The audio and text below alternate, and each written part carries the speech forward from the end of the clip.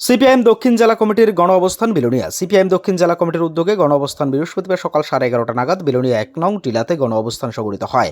বিধায়ক কৌশিক মিত্র, সাব্র মহকুমা কমিটির সম্পাদক অরুণ ত্রিপুরা, নারী নেত্রী সুপ্রিয়া মল্লিকের সভাপতিত্বে এই গণ অবস্থানের সূচনা হয়।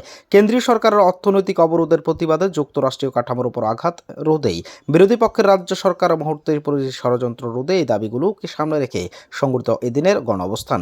গণ অবস্থানে বক্তারা আলোচনা রাখতে গিয়ে দেশের কেন্দ্রীয় সরকারের জনবিরোধী নীতির বিরুদ্ধে আন্দোলন গড়ে তোলার পাশাপাশি সরকারের বিভিন্ন কাজকর্মে তীব্র সমালোচনা করেন।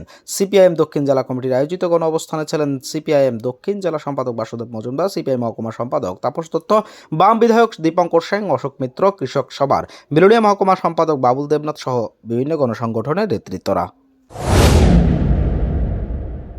আপনারা জানেন আমাদের দেশের কেন্দ্রীয় সরকার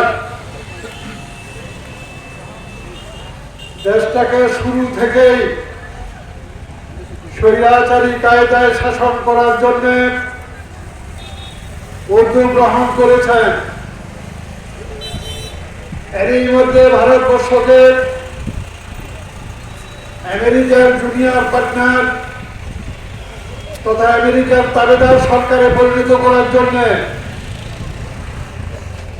শুরু থেকে গভীর ষড়যন্ত্রে লিপ্ত, যার বিরুদ্ধে আমরা প্রতিনিয়ত প্রতিবাদ করে আসছি।